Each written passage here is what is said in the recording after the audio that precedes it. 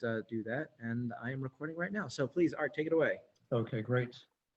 Well, 2020 has been a very challenging year.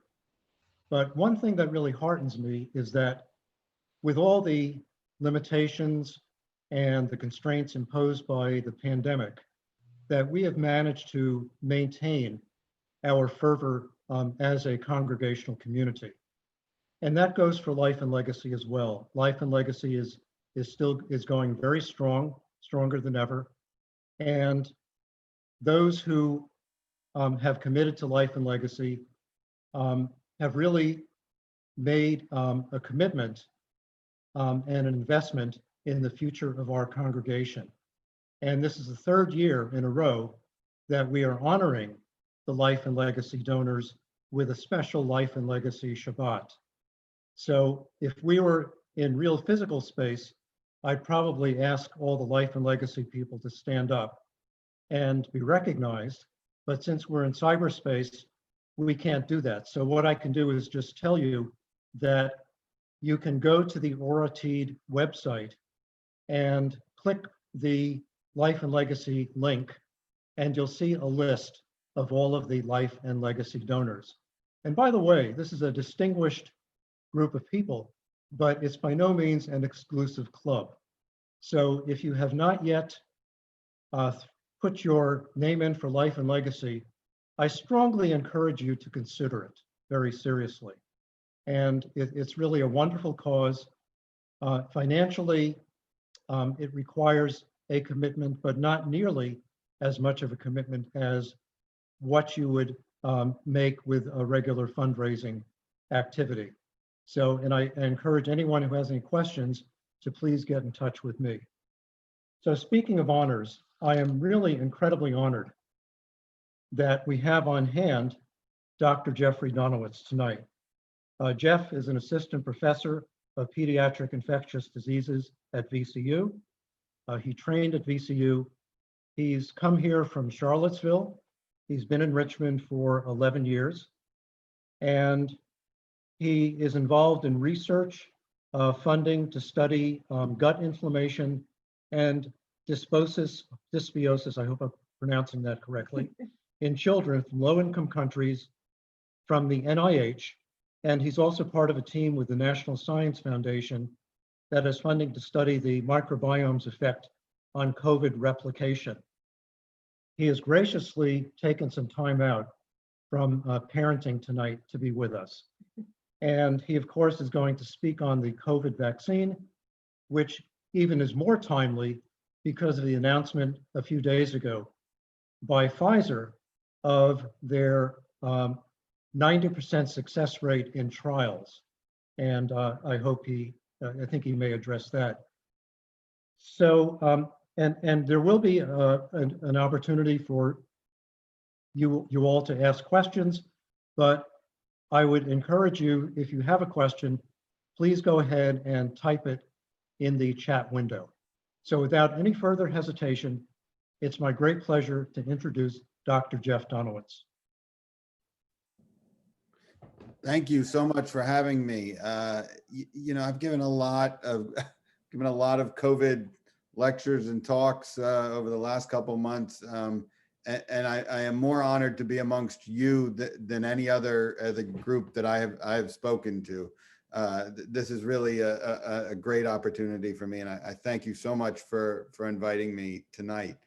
I'm going to share my screen here. Oh, whoever's hosting, can you allow me to? You should be able to now. Got it. Yep. All right.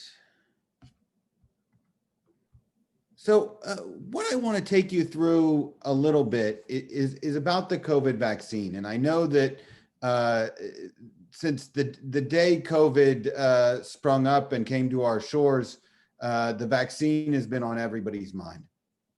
And I know that without delving too much into politics, and I'll try and stay out of politics tonight, there's a big question of should I take it? When should I take it? When do I know it's safe? What about these new types of vaccines? And so I'm going to take about hopefully just about 10 minutes, and I'm going to try and catch you up on what I know, just the basics. And then I want to be able to answer your questions if I'm able. So just as a disclosure, like Art said, I do get paid to study COVID and SARS-CoV-2. I have a grant from the National Science Foundation to understand the microbiome's role on replication and how this causes disease. So in order to talk about the vaccine, I really can't discuss the pros and cons without sort of making sure we're all on the same page about what a vaccine is and what it's supposed to do. So I stole some slides out of a lecture that I give to expecting parents who may be hesitant about giving vaccines, just to talk about what it is. So your body has lots of immune cells, and forgive me if these are things you guys know, but one type is a B cell. Whoops. And what B cells are designed to do is recognize the bugs that are coming to get us, the viruses, the bacteria, the fungi, the things that we meet every day in the community. And they create antibodies when they see one. And the nice thing about an antibody is it's specific to that bug, and they stick to the outside of that bug. And what they do is when you get, so now the bug is floating around with an antibody. And when our killer cells come through, they only want to kill things that are not us. They don't want to kill your blood cells. They don't want to kill your skin cells. They want to kill bacteria. They want to kill viruses. And so that's what an antibody is. It's a way for your killer cells to identify a target. And the downside to antibodies is they take about 2 weeks for your body, once it sees an invader, to make an antibody. So they don't help people that are acutely ill unless you can make it to the 2-week mark. But if we can give you some of the virus or get your body to make those antibodies before you ever see the virus, they're really helpful in being protective so that the virus can't set up shop in you and cause an infection. So when we talk about types of vaccines, there's really, forever there were 4 types: live attenuated, inactivated, the subunit or recombinant, toxoid vaccines. But just now in the setting of COVID, I had to add a 5th category, the DNA mRNA vaccines, like the Moderna vaccine. So live attenuated, it's the whole bug. We've just crippled it in some way, usually genetically. We cut out some parts of that virus that or that bacteria that let it invade and cause disease in us. So it's alive. It's just, somehow crippled. Like the oral polio virus is a live one. The nasal flu, not the injectable flu, the nasal flu is a live virus, live attenuated. The second is inactivated. So it's the whole bug. We just kill it. We heat kill it. We can, there are other ways to kill it, but you kill it and you give the bug to the body. And so your body will learn to recognize it, fight it better next time. The other is a subunit or a recombinant subunit, polysaccharide. And this is, we don't want to give you the whole bug, we give you pieces of the bug. So we take away parts of the thing and we just give you some antigen, some part of the bug that your body will recognize, create an antibody to that part, and then that'll suffice to prime the immune system. The next is a toxoid. Mostly bacteria make a toxin, and you can just sort of take the toxin away from the whole bacteria and give that toxin in a small dose, and that's enough. And the final one that's brand new, it's been floating around as a concept for, I don't know, a decade or more, but we've just gotten it to work with COVID, partly because of the resources that have been dumped into vaccines. But is that you take some of the genetic material of the virus and you just give the genetic material. And what this does is your body will, your white cells will swallow that genetic material. And then the machinery of that cell will start using that genetic material to decode a protein. And it won't decode the whole virus because we didn't give you enough DNA for the whole virus. It just decodes those little proteins. And now those your body, some of those white cells are making that protein, and then your body recognizes that protein and makes antibody. The other thing, if we're going to talk about safety, we have to talk about what it takes to be licensed for a vaccine.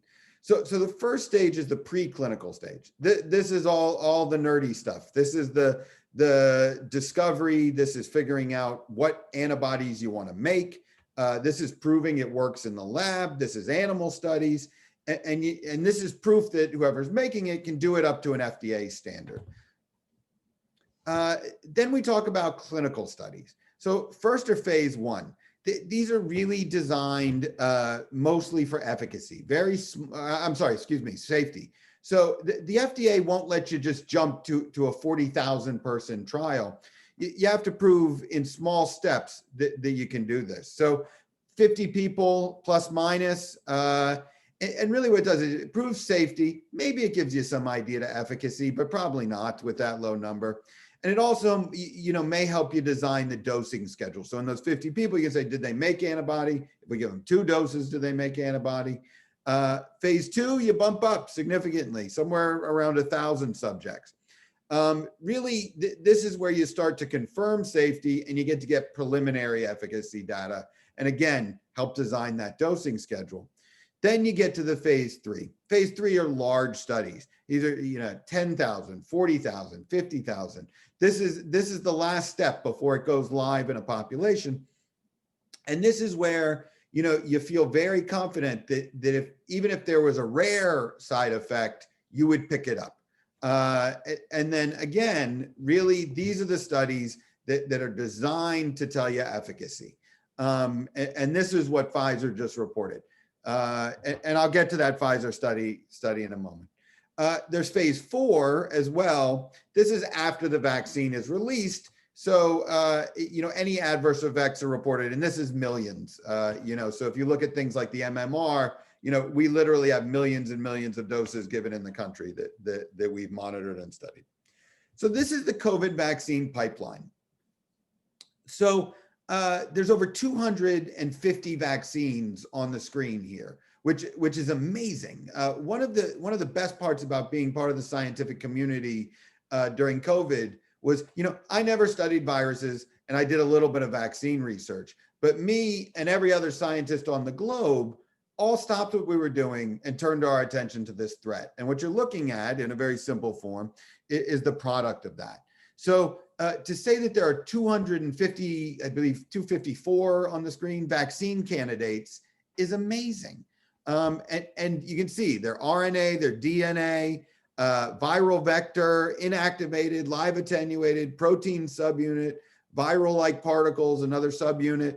So there's we're trying this from every angle to get it right. Even more in phase 1. And I think really the main point is over here, all the way through the pipeline and down to phase 3, we've already got, 9 studies here in phase 3. So the whole world is working on this. It's not just the vaccines that are here in the US.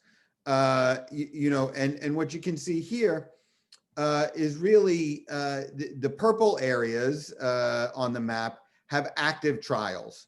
And so really, the whole world, like I said, is all in one go working on this.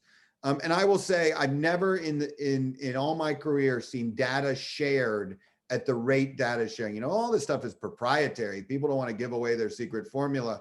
All of that has been pretty much thrown out the window. And if anybody's investing or giving money for COVID vaccines, all this is getting shared amongst different companies. It's really been inspiring from that take. But getting the vaccine right and getting it safe and efficacious is not the whole picture. There's a lot of issues here in terms of funding, in terms of supply and logistics. How are we going to get it out to people? One of the main issues is the 2 leading vaccine candidates at the moment require to be in -80 freezers until you get them, including that Pfizer vaccine. Well, your local CVS doesn't have a -80 freezer. I have one, but that's in my lab. And so how to do that, how to get trucks outfitted with -80 freezers and planes outfitted with -80 freezers so that we can keep these things cold. Federal, state, local roles of the local pharmacies and things like that. Who's going to pay for it, obviously, is a big deal. Communication and trust has been a major issue. In one study, 40% of Americans said they wouldn't take a vaccine if it was offered into the market. That's a scary number. That means even if we get a vaccine, we're not going to stop this pandemic. My hope is that people who feel that the FDA has been tainted by politics will feel better in a couple months. So this Pfizer study showed more than 90% effective. So that's a beautiful number, but it's an overrepresentation of what this study showed. There are a lot of questions.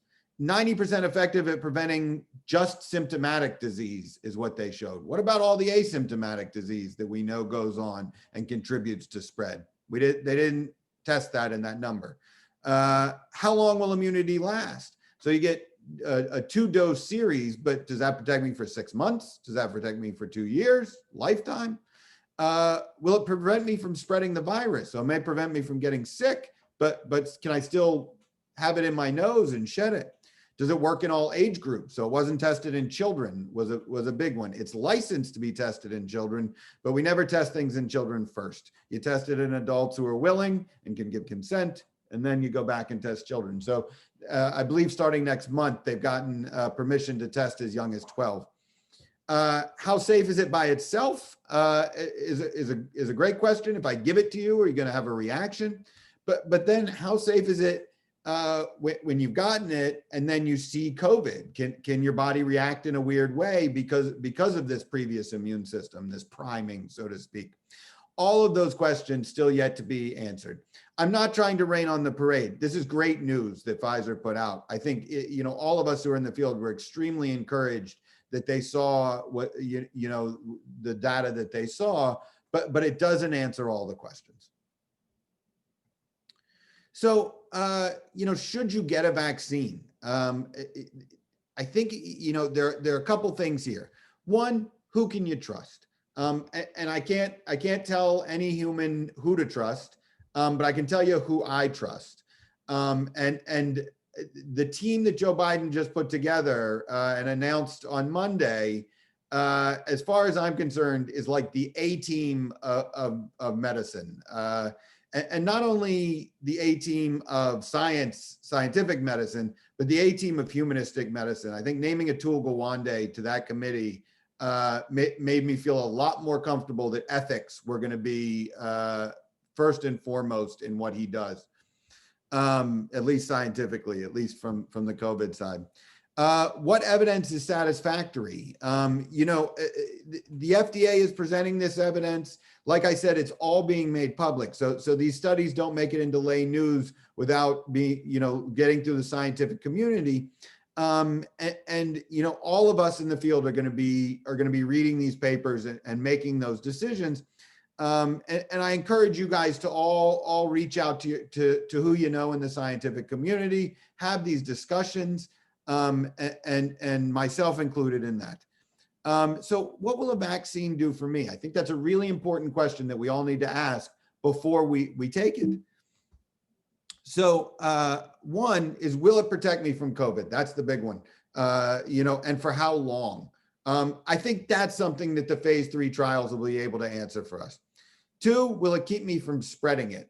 I am not sure the phase 3s will have this data right away. This sort of gets to the point of when can we go back to what we consider normal or what used to be normal? Or will it protect me from severe COVID? So there's certain vaccines like the flu vaccine. If you get the flu vaccine, you still may get flu this year, but you're likely to have a much attenuated course, a much lighter course of the flu than a much more severe course. And could that happen for COVID? If that happens for COVID, we could still spread it, but that's a win. So when can we live normally again? So this is what's happening in Virginia. This is total cases. The rest of the country mimics this trend. As you can see, we're moving in the wrong direction. We're moving in the wrong direction nationwide. One of the measures that we look at is the percent positivity. So out of all the tests that were done, how many of them are positive. You can see here in the beginning in March, when we were rationing tests and we didn't have enough tests, everybody we tested was positive because you had to be really sick to get tested. That number's come down and has actually been pretty stable in Virginia, which is a good thing. That would lead you to believe things aren't as bad as this lets on. And some of this may be due to increased testing and increased availability of testing, which we need. So what can you do in the meantime in terms of returning to normal? Wear a mask, wear it properly at all times.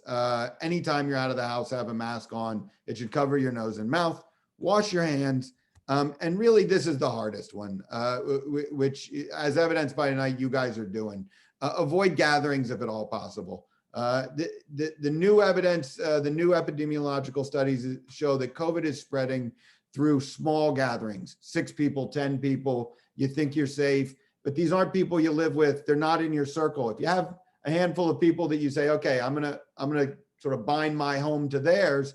Okay, you have a little pod there. But saying I'm safe with these 6 people and then these other 6 people, next week at the dinner party is what's contributing to the current spread. So that's sort of the basics. But really, what I wanted to do tonight is answer your questions and see what's on your mind that I can give some information to if I'm able.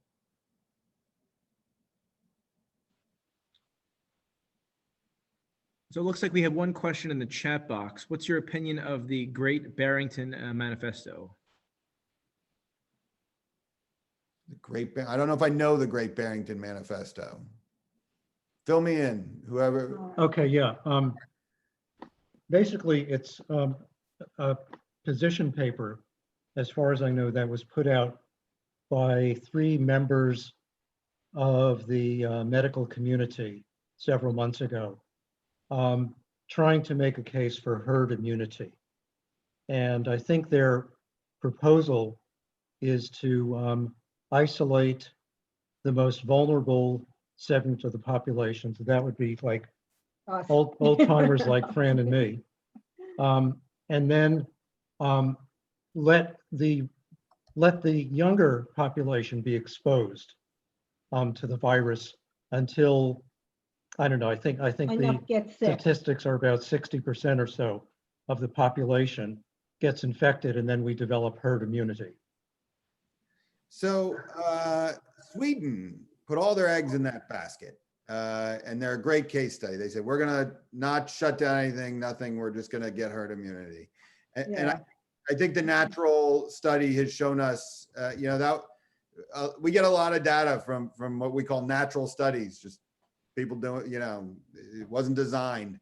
A lot of data out of Sweden, that was a bad decision. This virus kills not only elderly people with diabetes who are obese, like we hear in the news, it kills, Latinos and African Americans at an increased rate. It kills diabetics, even if you're young, people with immunocompromise. There's going to be, if we wait till we get 60% herd immunity, there's going to be a lot of death. And I think we, from my point of view, I think we've had enough already. I mean, the question is, how many people do you want to sacrifice to get herd immunity? And how long do you want to have, how important is it to you to go eat in a restaurant or gather, go to a party or what have you? To me, that calculation doesn't add up. But I think looking at Sweden has proven that sort of saying, okay, we're not going to do anything and just let everybody acquire herd immunity isn't a great idea. No, we've been having that argument with some people on Facebook, and don't go with it either. Another question is, the vaccine needs to be stored at -80 degrees Celsius, which is minus 112 Fahrenheit. I think that's right. I said, I think that's right. I would have to do the math. Yeah, well, I did. I tried to count. I'm an accountant, trained as a chemist. But anyway, where do you get facilities that can hold that kind of cold. I mean, they've said, I've heard on the radio that they've said that there's something available in every state, but a refrigerated truck or a plane is not going to have that kind of cold. So that's part of the logistic hassle is outfitting them. So -80 freezers are actually, as a freezer, are pretty common. We use them, most labs have one, you know, and really the reason we have them is that's the best way to long store biological samples, either that or in liquid nitrogen, which is more cumbersome. You know, you have to keep replacing it and this and that. And so, you know, they exist. We have that technology. It's a freezer like any other freezer. It runs on electricity. But you know, how to outfit a plane or a truck with -80 freezers and a generator to keep them running and do that on a grand enough scale to move this is a logistical hassle.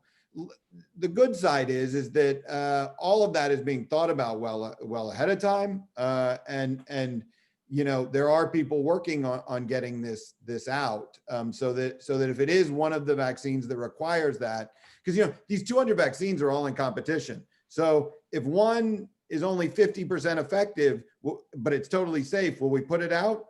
Sure. Like, but if another one comes along 2 months later that's 70% effective, okay, we'll move to that one. And if it's one of the ones that needs -80, then we're going to have to move this around the country in trucks and planes that have been outfitted. So let's, we have a couple of questions in the chat box and one question that wants to be asked orally. So let's stick with these last three questions because it's getting a little bit late. So we have the fact that the vaccine stats are showing to be 90% effective. Will that increase the percent of herd immunity, which a while back was predicted at 75%? And then another question, how soon can the new Biden task force recommend actions be actually implemented and be effective? And then another question that someone wants to ask verbally. Okay, so the first question, you know, this 90% effective. So if it's truly 90% effective at stopping all disease, including asymptomatic disease, you know, the question then becomes how many people get it, as to whether we can hit that 75%. You know, getting herd immunity the natural way is going to kill a lot of people. If we can get there by vaccine, like we did with measles, you know, that will help people who can't take the vaccine, or even those that don't want to take the vaccine. But like I said, there's some evidence that people might not take it if they don't trust where it's coming from. But you know, if it's 90% effective, that's great. That's very effective. And at that point, it's just a matter of getting it out to 75% of the population, and getting 75% of the population to agree to take it, is sort of the answer there. How soon can the Biden task force implement recommendations and be effective? I can tell you it would help if they had some of the resources that go with presidential transition. But you know, I think it's a good sign that was the first thing he did within a week of winning this election, was to name his crew, name his task force. That's very encouraging to me. And even without the resources, the ladies and gentlemen that are on that task force, you can be sure are really planning every aspect of this, from the science to the rolling out and the implementation in trucks and all of that. All that's being thought about, so that when he's handed power July 20th, he can very quickly start to move on those things. My hope is that by then, you know, I think 4 or 5 of these phase 3 trials are going to be wrapped up by then. Data analysis is going to happen very quickly. And my hope is, you know, and we've been stockpiling these vaccines. So we're making them even before we know. There's going to be a lot that are probably thrown out, but if one of these works, then we're ready to roll it out. And if his team sort of assesses that science and decides it's ready to roll out fairly quickly, first quarter of next year, I think, you know, a lot of the experts I hear that I don't think are politically influenced, I don't think, are sort of quoting first to second quarter of next year by the time it's sort of out to where everybody can get their hands on it type thing. I'm hoping that's true. Great. And then we'll go to Norm Geller for his question. Thank you. So one of the things that we've heard in the media is that the average time for a vaccine to be developed takes several years, and this has obviously been accelerated. And I'm just curious as to how they accelerated it, and does that compromise efficacy and safety because it's been accelerated? And part two of the question, just like the flu vaccine mutates every year, and so we have to have a new formulary for the flu vaccine. Do you anticipate that happening in future years with COVID-19? Those are both good questions, Mr. Geller. So the first question is I think that's been on a lot of our minds is to whether this rapid progression is gonna get them to rush something to market that we shouldn't trust. To be honest, a lot of what has been rushed has been sort of the phase 2 of this. So everybody did phase 1. They got data. Usually you'd like to see safety. You wait a couple months. You say, we waited a couple months, nobody got sick. And I think some of those things were rushed. I think that the jump from phase 1 to phase 2 has been made quicker than we've made it before. And then several of these vaccines went through sort of a hybrid phase 2, phase 3, where they did their phase 2.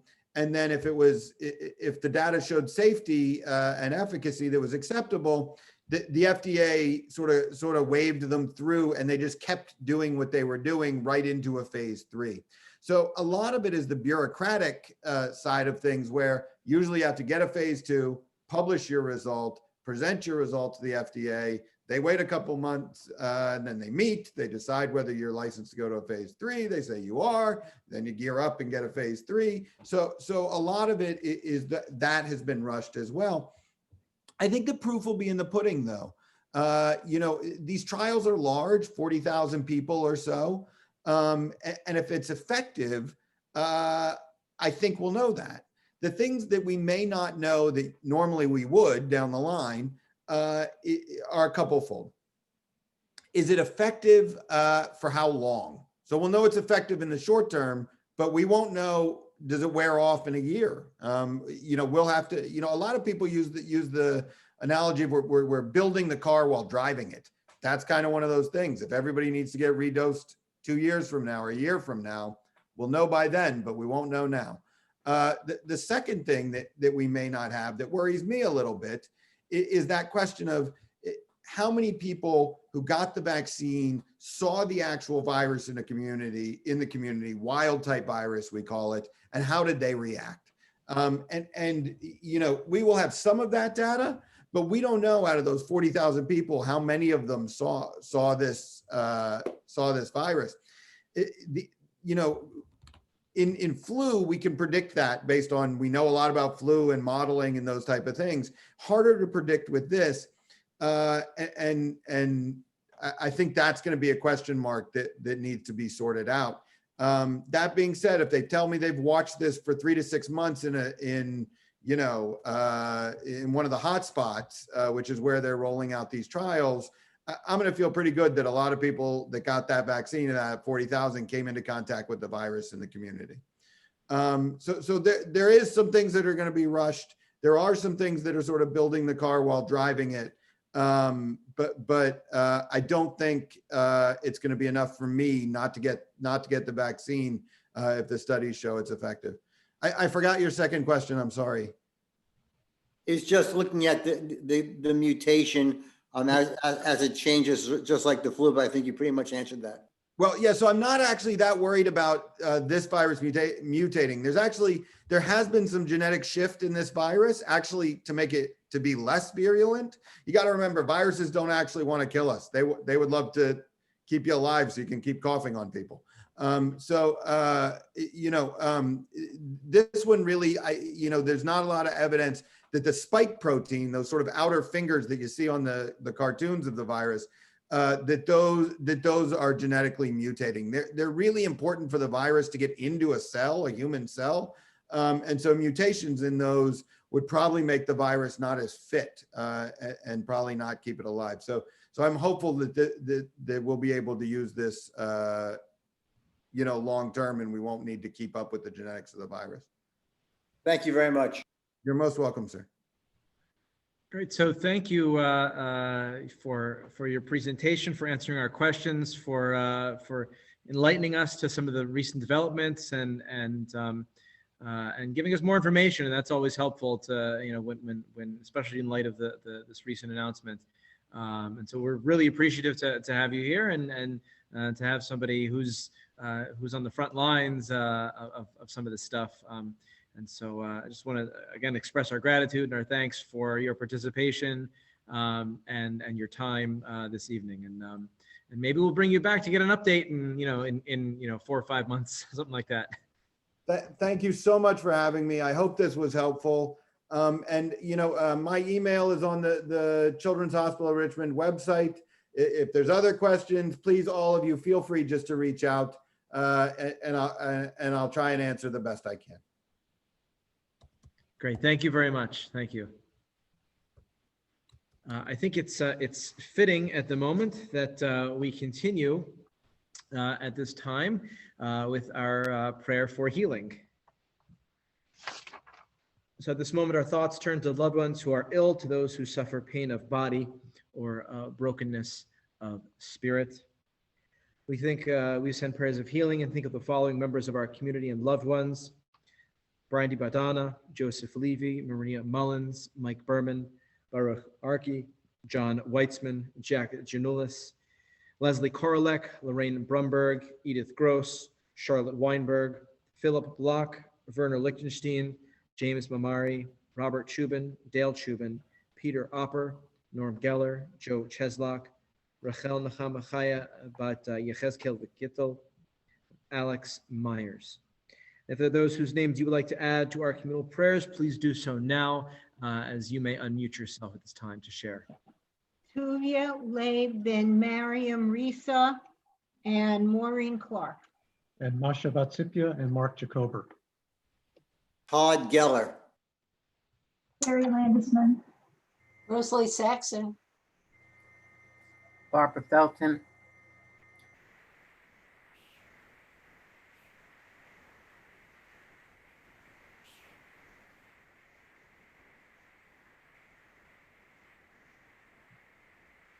Thank you. We pray for strength and healing that all in need to restore to physical vitality and spiritual well-being. May each of us become an instrument of wholeness and blessing, bringing courage, cheer, and hope to those who hurt. Let us join together in song with the words of our Misha Berach prayer to express our desire for a refuah shlema, a complete healing for those in need.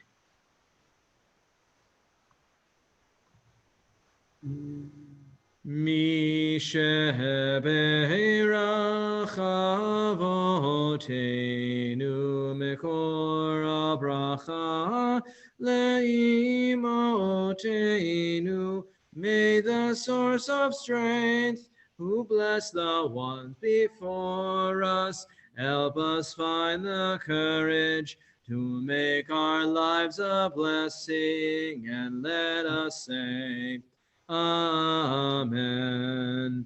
Mishe Berach imotenu mekor habracha leavotenu. Bless those in need of healing with refuah shlema, a renewal of body, a renewal of spirit, and let us say, Amen.